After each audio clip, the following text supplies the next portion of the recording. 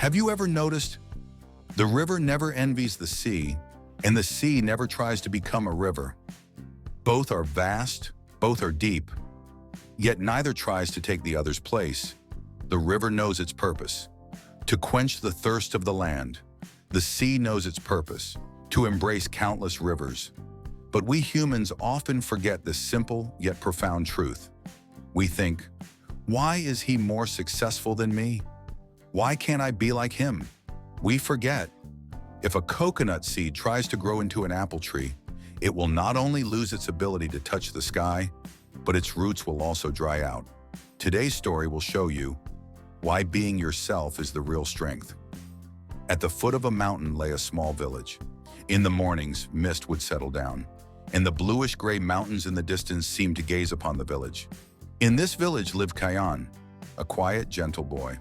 Kayan never did anything wrong, but he always felt he wasn't good enough, because around him everyone seemed exceptional in some way. His friend Rahim was the best runner in the village. He always won the races. Another friend, Arafat, was a skilled hunter. No one could catch wild mountain goats faster than him. Kayan only knew how to do one thing: play the flute. When he played, even the wind seemed to pause, and the leaves on the trees would sway in rhythm. But the villagers thought, can playing the flute fill anyone's stomach? Does it help anyone? Hearing this, Kayan would lower his eyes. He thought, maybe I should have been a runner like Rahim, or a hunter like Arafat. One morning, an old traveler came to the village, a worn bag on his shoulder, a wooden staff in hand, and a strange calm in his eyes. As he walked, he heard Kayan's flute and stopped. For a moment, he closed his eyes, as if he had stepped into another world. Then he smiled gently and said, do you know, even the mountains dance to your music. Kayan was surprised. Mountains dance? The old man replied, mountains don't move, but the ice in their hearts melts when called by the right tune. Your flute can play that tune. The old man took Kayan to a waterfall halfway up the mountain. Water was streaming down from the heart of the mountain, crashing against the rocks, and then joining the river in narrow streams. The old man said, see, this water never tried to become the mountain. It chose its own path, melting the mountain's ice and bringing life to the valley below. If you try to become a runner like Rahim or a hunter like Arafat, you will lose the music in your flute. Kayan realized he had never truly understood his own worth. From that day on, Kayan changed.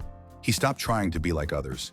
He took his flute and set out to the corners of the village, the slopes of the mountains, the banks of the river, and the middle of the paddy fields. When he played, children laughed, elders closed their eyes, and the wind seemed to drift along with the melody. Slowly, the villagers began to understand.